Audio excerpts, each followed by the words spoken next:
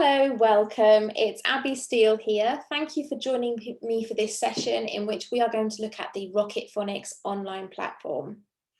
So it's really important to me when designing Rocket Phonics that the digital platform be something that's as user-friendly as possible. But of course, I don't really have much influence over the tech department and how they do things and how things looked. So when I saw it put together, I was utterly thrilled, and I'm really, really proud to present to you what I think is an incredibly user-friendly platform. So let's get stuck in and take a look at what we've got. So this is the home page, and you'll see on the home page you've got a teacher user guide and a pupil user guide, and these are PDFs. So we can open them up and enlarge them a bit so we can see them more clearly. So this teacher user guide gives you a really good overview of what the platform contains and how to use it. This is a useful document that you could download as a PDF to be able to share easily with colleagues in your school. Or I think it would make a really useful document if you were doing in-school training. So if you are the early reading leader or the phonics leader or the head teacher and you want to cascade training out to your staff, you could use this as your kind of training document and go through it with everybody and give them a copy, because it's very, very comprehensive. So it takes you through what the components are, how to manage logging in, what to do if you have any problems, getting set up, so getting your class set up and your pupils, because you can allocate books to pupils. They can then access those at home, and there are things like quizzes that the pupils can do, and then it collates the data for you. You can get information from that. There's loads of useful information in this guide, and if I just, excuse me scrolling quickly, but I just want to get through this kind of technical info to show you. Here we are. It goes through the components. So the thing that I'm going to go through with you today is having a little whistle-stop tour of the components and what you can do with them, the different features that we have on the platform. But here in this guide is a comprehensive overview of that, taking you through it. So we can double up. I can go through it with you in the video, and then you can go back through and have a look at the guide later. So that's the teacher guide. Then with the pupil user guide, it's also a PDF, so you can also download it and then re-upload it. And this is something that you might want to re-upload onto your website, for example, for your parents to access, or use this as your presentation and training document if you have a parents' information evening, for example. Because it's really, really comprehensive way of sharing information with parents about what Rocket Phonics is, how it works, how they can log into the platform and they can access the books that have been allocated to their children, and then how they can do the quizzes, sort of how it all works. So that's a really useful document as well. So those are your teacher user guide, pupil user guide as PDFs. Then this orange menu button over here, really, really simple, because you click it and there's all your resources. So first we have our teaching big books. Teaching big books are designed as our teaching stimulus when we teach phonics in the lesson. And we have 3 big books per year group. So if I were to click on big book number 3, this big book is designed for the reception year, for the summer term. So it's 12 weeks of teaching. And within each book, it's broken into 2 episodes. So each episode takes you through a 6-week half-term block of teaching. So we can have a little overview of what the book is about there, and then it opens in a new screen. We enlarge it to fill the size of the screen that we're using. And if I stop talking for a minute and you listen, you'll be able to hear the page turns. And there's a little sort of introduction page to begin with, just opening up the story for us. And then after that, each page turn, so each double page spread, introduces a new grapheme phoneme correspondence. The story is for the teacher to read. It contains loads of rich vocabulary and story language, phonemic awareness, because it contains loads of words with the focus grapheme phoneme correspondence in. But if the teacher perhaps has a sore throat that day or wants to ring the changes, we actually have professional storytellers reading these stories as well. So this little button down here with the sort of speech mark and the sort of play symbol, this will provide the audio for you. Elvis was a clever cat. He knew how to cross the road without being run over by cars. Pop, pop! He liked to explore and visit different places. He enjoyed looking at holiday destinations in the travel agent's window. He went to see the art gallery on Barn Street and to the park on Dart Corner. So you get the idea.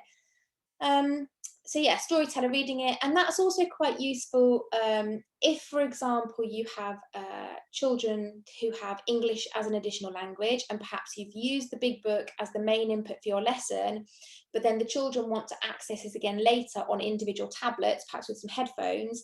They could just listen to the story. So it's another way of accessing the content. So over here, we've got this little pencil icon, and this brings up some very simple tools. We have highlighter, a pen, some frames, and a comment.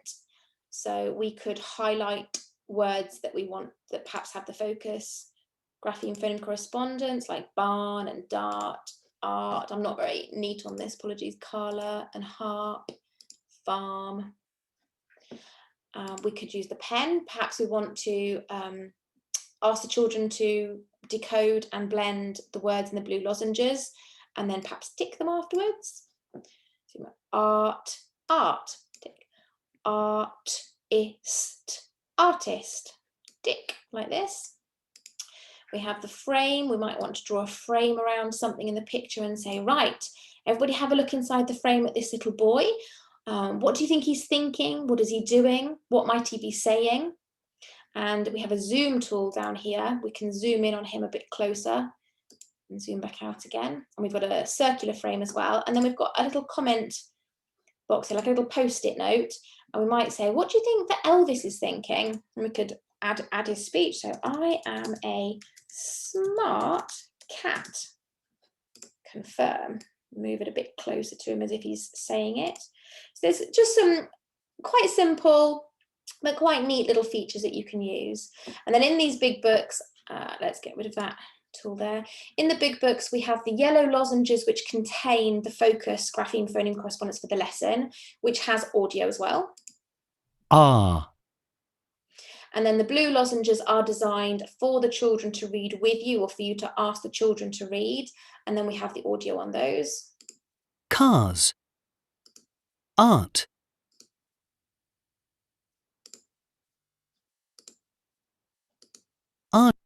Artist. Oh, sorry. Yeah, and park. Lovely. Down the bottom we have this little button here brings up the contents of the whole book. So if you were looking at a different part of the story, but you wanted to refer back to a previous page, rather than having to turn all the pages and scroll through, you can go straight to the page that you want to find. Contents. Over here we have the little sort of game console icon, and for each spread that will have a game, an engaging little game which practices very specific blending or segmenting or code knowledge skills relevant to the lesson. And then we haven't added those yet. They're almost done. They're still in development. They'll be up and running soon. And then here we have some digital flashcards, which I wouldn't ever use my digital flashcards instead of my hard copy flashcards, because I really love hard copy flashcards and I think you can control them much better. But the digital are nice to have as an addition, because in phonics we know that lots of little and often works really well. So we have our digital flashcards, and these are in little mini sets that have been selected to just give a little bit of repeat practice. And actually they've been selected to be the letter sound correspondences that children might need to have a little practice on to be able to then decode and blend the blue lozenges, which is why some of these cards in this deck contain really quite previous sounds, which hopefully they should know. And then we've got audio as well, so they can self-check.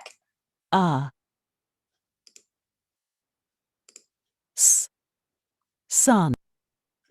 And we've got the decodable words on the back, so you can turn them over and decode those with the children, and then the audio as well. Park. Okay, so that's digital flashcards in the big books. So that is a big book, and then I'm going to tuck those back up. Under that we've got flashcards. Now this first button for flashcards are PDFs of the flashcards. So these are PDFs of the hard copy flashcards that you can get. because actually you might just want to download and print sets of these for children. You can make small sets, or you might want to download and print these in a large size to make a super large set. So it just gives you some more flexibility with your resources. So they're literally just a PDF copy of our flashcards, set 1 and set 2. And then under there, we've got interactive flashcards organised into decks, and the decks represent each half term. So here's an example. So this is reception, spring half term 2. And we've got the audio, and then we can flip them over, and we've got the decodable words on the back as well. So lots of practice of code. Then we've got the pupil booklets. So really, really handy to have a copy of the pupil booklets on the platform, because although the children use these in hard copy, this is what they do their practice in, when the children have completed their practice in the pupil practice booklet, the teacher can bring up the booklet on the screen and can bring up the tools and can use it then to really clearly go through the booklet with the pupils, to pick up any misconceptions, to check understanding, to go through and have another practice, actually, because again, more little and often in phonics we know really works. So you can be saying, right, let's all go through again and say the sounds, and I will tick on the screen. Ch, sh, a, e, I, O, some dodgy looking ticks there. You can go through a model, so find and circle all the AR letters. So we've got an example there, we've got an example there, we've got an example there, and we found 3, and we can be checking, did everybody else find 3? Did you find the same 3? Well done. Then we can go through and look at the answers here. So we've got J, R, jar. And little tip is to get them to read all 4 words first before they start matching them to the pictures. So J, R, jar, sh, ark, shark, k, ard, card, k, R, car. Right, now we can match them. And you can be checking, children, do you have the same? Or you can ask children to kind of get involved and support you to do that. And then our application, tick the sentence that matches the picture. This garden has an arch. This garden has a shark.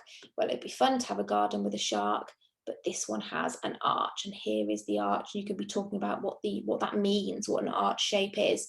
So having the pupil practice booklets digitally just enables you to do that on a big screen, which can be quite a nice way of consolidating and going through that with them. Then we've got the Friezes and the posters, and the Friezes are in 2 resolutions. So depending what you need them for, whether you want a low res or a high res, but these are absolutely fantastic too. I'll open low res just in case high res takes longer to load. These are for you to download, print off, and put up around your classroom, or indeed in any breakout areas. And because you've got them in PDF form, you can just print off as many copies as you need, and you can use these to make little resources and sets of flashcards that can go home to parents as well. So that's PDF. Then you've got your sounds mats, again in low resolution and in high resolution, for you to be able to print off as many copies as you need. I suggest have loads and loads printed off, and you can share them with parents as well, get them sent home. Make big copies, make small copies. Really flexible for you. Then you've got your teacher guides, teacher guide 1 and 2, and they're broken up. So when the teacher guides are as a whole, they're really huge, like hundreds of pages, because we do daily plans as well as weekly plans. And there are 36 weekly plans, there are 180 daily plans. So it's nicely broken up. So the introduction to the teacher guide, really handy PDF. Handy for training, handy to have just a good read through, because there is absolutely loads of content in these introductory sections of the teacher guide, all about phonics, how it works, how the program works, lots and lots of tips, lots of useful information, tracking documents, things like the scope and sequence document. That's a really good starting point, and the half-term expectations, that really gives you all the information you need about the content of the program and what you're doing in each year. Got your weekly plans, opens there as PDFs that you can print off if you want to, or just have them on the screen like that. Really quick and easy. For example, if you had supply cover coming in and you just needed to quickly print off the lesson plans, there's your daily plans as well in a PDF, easy for you to access and print off. And your assessment tools. So a little bit of introductory guidance for your assessments, schedule, the baseline assessment, the information for how to conduct the half-term assessments, and then the actual half-termly assessments as well. Assessment, and then we've just got a little additional SEND guidance. There we are, which is just some additional guidance about making things bespoke, things you might need to think about, and a little case study of something that worked quite well for a student.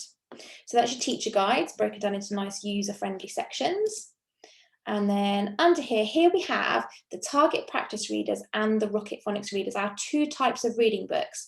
Now, our Rocket Phonics reading books contain larger batches of code, and our target practice readers contain smaller batches of code. They are more finely progressive. They kind of progress every few letter sound correspondences, every few that you've taught.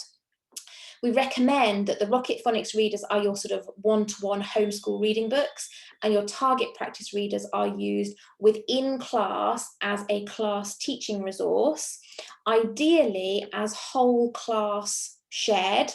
So it would be one between two and the teacher has a copy on the board, but you could do it as group guided readers, and you could do it as sort of one-to-one home readers if you want to.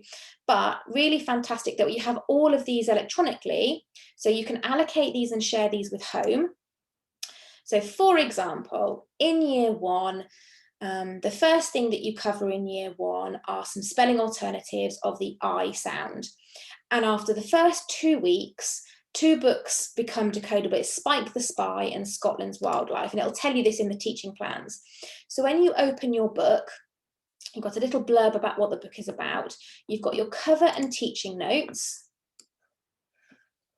And this is literally the front and back covers of the book. There we go, it tells you the focus. So this book is focusing on the I sound with these spelling alternatives of the I sound. And your inside cover notes are standard. You've got a lesson plan that you might want to refer to. And it's talking about group guided reading, but I personally would use these for whole class shared, because you know that I'm not big on having to find the adults to man groups. I would rather just do it as a whole class. So I would do whole class, kind of like a shared reading. And each book also has a little activity that could be a take home activity. So you might allocate this book to home and say, today in school, we had a session reading this book together, and now we're allocating it to be read at home, and here's a little activity. And the activities are always focused on blending, segmenting, code knowledge at word, at sentence, or at text level. And then you've got the book. You can open up the book. You've got your page turns. And this particular book is laid out in a comic style, which really appeals to children. So obviously we want children to be reading this primarily. This is their sort of application and consolidation of their reading, but you do have audio. So if, for example, you wanted to have the audio to reward them afterwards, or perhaps English as a digital language, wanted to give the children that exposure, it's got some really nice sort of intonation, prosody, really nice examples of reading in the audio. It was a dry day. Look at that clear sky. Spike and Dad went out for a bike ride. Zoom! I can fly! Lovely, isn't it? Really nice. And then you've got your tools. So if, for example, you were doing this as part of a whole class session, I quite like using the green pen, and I might say, right, let's look for examples of that split digraph I. And we can find, look, here we have it in Spike, and we have it in Bike, and we have it in Ride, and we have it in Mike, we have it in Mike, and we have it in Nine, and we have it in Inside. And then here we might want to actually talk about that we don't have it in Lived. That might be a teaching point. We might want to use a different colour to look for the I when it's a Y, dry and sky and fly and so on. You might want to do the thing where you add a comment about what do we think Spike is saying. This will be fun, Dad. Oops. So you could do a little bit of modelling of sentence structures and writing there as well. So you can enjoy and explore your book however you like, and then at the end, we just whiz through the end of the book. You have your 6 comprehension questions that we have at the end of all of our hard copy books as well. And these comprehension questions are designed to be progressive, from kind of straightforward retrieval questions to a bit of sort of inference and then sort of applying it to wider context. But we also have a quiz, and the quiz is a really nice activity to do with the children as a class. So start the quiz. You can read the question, or just to give it a bit of kind of fun, you can have the audio of the question, and then it makes you as the teacher kind of sit on the side of the children. So it's kind of you and the children pitched against the computer. Look at page 7. What was the plan? Click 1. So I'll be saying, right, everybody with your partner, because the children would have one book between 2 in front of them. Turn to page 7 and let's remind ourselves what was the plan. The children all turn to page 7. They remind themselves, we talk through the options, perhaps we vote, we select an option, and then we see, yay, well done. And we've got 5 questions to answer. So we have our quiz at the back of our book. So that's our target practice readers, and the Rocket Phonics readers, exactly the same. They're all there, all our sort of levels. There's 114 of those online. And I'll show you sort of similar blue level, but you can see it's exactly the same sort of layout, same kind of activity, cover notes, the book, the audio, the tools, and then the quiz at the end. So I think that is everything. Yeah. And there's technical things you can do, like I say, with assigning the books and then sort of getting reports on who's been accessing things, how they've been doing their quiz. But I'm not yet a tech expert at that side of things, so you'll have to refer to your teacher user guide for that. But I hope that's been really helpful. By all means, if you have any questions or queries, you can catch me on Twitter at Abigail_Steel_, or you can get in touch with the people at Rising Stars. Yeah, so there, I'm very, very excited for you to start using that. Enjoy.